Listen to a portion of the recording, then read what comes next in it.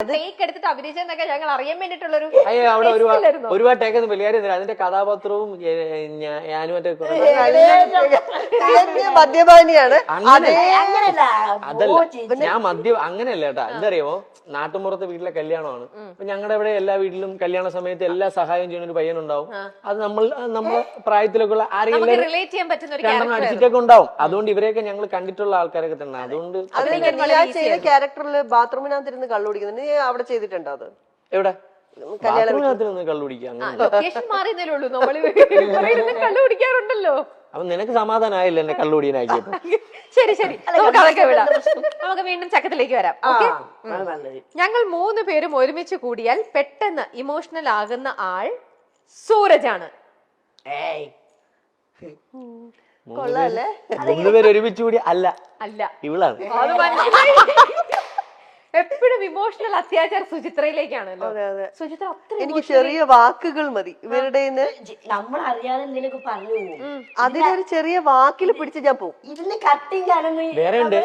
ഇപ്പൊ ഞാനും ഇപ്പൊ ഈ അതായത് ഇവനും ഇവളും കാണല് കുറവാ. അത് കാര്യം ഞാൻ കൊച്ചിക്ക് വരാറുണ്ട്, ഇവള് കൊച്ചിക്ക് വരാറില്ല. ഞാൻ ഇവനും കൊച്ചിയിൽ വെച്ച് കാണും. എന്തെങ്കിലും വർക്കോ ഷൂട്ടോ എന്തെങ്കിലും പരിപാടിക്ക് കാണാറുണ്ട്. അപ്പൊ ഞങ്ങള് ഇപ്പൊ പരസ്പരം ഇവിടെ വെച്ച് കാണുമ്പോ കാണുന്ന ദിവസം ഞങ്ങള് ചിലപ്പോ ഭയങ്കരമായിട്ട് എൻജോയ് ചെയ്ത് നടക്കുമ്പോ ഇവള് അവിടെ ഇരുന്നിട്ട് ഞാനില്ലാതല്ലേ അല്ലേ ഇവിടെ. അപ്പൊ ഞാനില്ല, ഞാൻ കൊച്ചിക്ക് വളരെ വിരളിലെണ്ണാവുന്ന പ്രാവശ്യം വന്നിട്ടുള്ളൂ, മൊത്തത്തിൽ വന്നിട്ടുള്ളൂ. അപ്പൊ ഇവരെപ്പോഴും കൊച്ചിയില്ല. ഇവര് ഞാൻ നോക്കുമ്പോ ഇവരിങ്ങനെ കറങ്ങി കിടക്കും. അപ്പൊ ഈ സുഖിലെന്ന് പറഞ്ഞ് കൊണ്ടു നടന്നിട്ട് ഞാനില്ല അതില്. അല്ല അവിടെ അവര് നോക്കുമ്പോ ആയില്ലോ ഇത് സൂരജും അഖിലും. അപ്പൊ ഞാനിവിടെ ഞാൻ ഈ സുഖില് ബാലൻസ് ചെയ്യുന്നുണ്ട്, അത് ശ്രദ്ധിക്കും. അല്ല എന്നാൽ ഇപ്പൊ ഈ അഖില് ഏറ്റവും കൂടുതൽ എന്ത് പറഞ്ഞായിരിക്കും ഏറ്റവും കൂടുതൽ ഹേർട്ട് ചെയ്തിരിക്കുന്നത് സുചിത്രക്ക്? ഞാനോ? ഇത് ഇവനും പറഞ്ഞോണ്ട് എന്നെ മാത്രം പറയുന്നത്. അതിൽ അടുത്ത സൂരജിലേക്ക് വരുമായിരുന്നു. ആണോ? ഞാനോ? ഇവൻ പറയണത് ഇവൻ മനസ്സിലാക്കത്തില്ല, നമ്മുടെ സിറ്റുവേഷൻ മനസ്സിലാക്കത്തില്ല. ഇവൻ ഇപ്പൊ ഇത് എനിക്കാന്നുണ്ടായ കാര്യം. ഇപ്പം ഞാന് ശാലിനി ഇവൻ എല്ലാവരുടെ കോൺഫറൻസ് കോളിൽ സംസാരിക്കായിരുന്നു. എന്റെ കോൾ എങ്ങനെയോ കട്ടായി പോയി. അത് കഴിഞ്ഞിട്ട് പെട്ടെന്ന് എപ്പോഴത്തേക്ക് എന്റെ കുഞ്ഞമ്മ വിളിച്ചു, അമ്മയുടെ സിസ്റ്റർ. അപ്പോഴത്തേക്ക് ഈ കോള് കട്ടായി പോയി. അപ്പൊ ഞാൻ വിചാരിച്ചു കുഞ്ഞമ്മല്ലേ, ഒന്ന് എടുത്തിട്ട് തിരിച്ച് കണക്ട് ചെയ്യാം. വിളിച്ചു, കോൾ എടുത്തു. ഞാൻ പറഞ്ഞു ആ കുഞ്ഞമ്മ ശരി, 1-2 വാക്കുകൾ പറഞ്ഞു, ശരി. അപ്പോഴത്തേക്ക് ഇവൻ വീണ്ടും വിളിച്ചു. ഉടനെ തിരിച്ചു പറയാണ്, നിനക്ക് വേറെ കോള് വന്ന് കട്ട് ചെയ്യുമ്പോ ഒരു വാക്ക് പറഞ്ഞിട്ട് പോയിക്കൂടെ? ഞാൻ പറഞ്ഞു ഇല്ലടാ.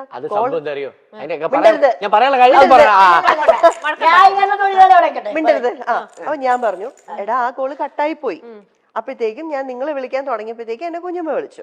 അപ്പൊ അത് കുറച്ചു നേരം സംസാരിക്കുള്ളൂ. അതെന്താ ചോദിച്ചു, കട്ട് ചെയ്തിട്ട് ഞാൻ തിരിച്ചു വിളിക്കാൻ തുടങ്ങായിരുന്നു. അപ്പോഴത്തേക്കും നീ എന്നെ തിരിച്ചു വിളിച്ചു. മനസ്സിലാക്കാറില്ല.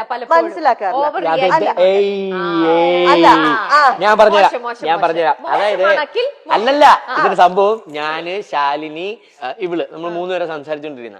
അപ്പം എന്തോ കാര്യം സംസാരിച്ചോണ്ടിരുന്നപ്പോ ശാലിനി ഇവളോട് എന്തോ സീരിയസ് ആയിട്ട് സംസാരിക്കുകയാണ്. ഞാനിത് കേൾക്കുന്നുണ്ട്. ഞാൻ നോക്കുമ്പോഴേ ഇവിടെ കോളിലില്ല. അതാണ് ഞാൻ ഇവിടെ ശാലിനിയോട് സംസാരിക്കുക. അപ്പൊ ഞാൻ പറഞ്ഞു, അപ്പൊ ശാലിനി ചോദിച്ചു അഖി സുജി എവിടെ എന്ന് ചോദിച്ചു. ഞാൻ പറഞ്ഞു അവളില്ല കോളില്, എപ്പോഴോ പോയി. അപ്പൊ ഞാൻ വിളിച്ചിട്ട് പോകുമ്പോ കട്ട് ചെയ്ത് പോകുമ്പോ പറഞ്ഞിട്ട് പോട്ടെ, അവള് നിന്റെ അടുത്ത് എന്തൊക്കെയോ കാര്യങ്ങൾ അവിടെ ഉള്ളത് പറയുന്നത് മോശമല്ലേ? ഇത്രയും ഞാൻ ചോദിച്ചോളൂ. അയ്യോ ഇതൊന്നും അല്ലായിരുന്നു, ഇങ്ങനെയൊന്നല്ല. ദൈവമേ, എന്റെ ഫോണിൽ റെക്കോർഡിംഗ് ഇല്ല. ഞാൻ എന്ത് ചെയ്യാൻ? ഇനിയിപ്പോ ഇവരെയൊക്കെ കള്ളത്തരങ്ങൾ പൊളിക്കണമെങ്കിൽ റെക്കോർഡിംഗ് നേരത്തെ അഭിനയിക്കാൻ പറഞ്ഞില്ലേ, ഇവളുടെ അഭിനയിക്കാൻ പറഞ്ഞില്ലേ ഈ ഇന്റർവ്യൂല് വരെ? എന്തിന്? എനിക്കിപ്പോ അത് സത്യത്തിൽ തോന്നുന്നു എനിക്ക് എന്തിന്റെ കേടായിരുന്നു എന്നുള്ളത്. അല്ല ശരിക്കും അവ കാര്യം പറയുന്നത് മനസ്സിലാക്കത്തില്ല. ഇതായിരുന്നു സിറ്റുവേഷൻ. അല്ല ഞാനത് മനഃപൂർവ്വം ചെയ്തതാ. സൂരജിന്റെ കാര്യത്തിലേക്ക് വന്നാലോ? അവൻ പറയുന്നത് എന്താന്ന് ഞങ്ങൾക്ക് മനസ്സിലാവാറില്ല, ഞങ്ങൾ പറയുന്നത് എന്താന്ന് അവന് മനസ്സിലാവാറില്ല. ഈ മനസ്സിലാവാതെ വരുമ്പോൾ അടിയാണ് ഞങ്ങളുടെ ഇടയില്.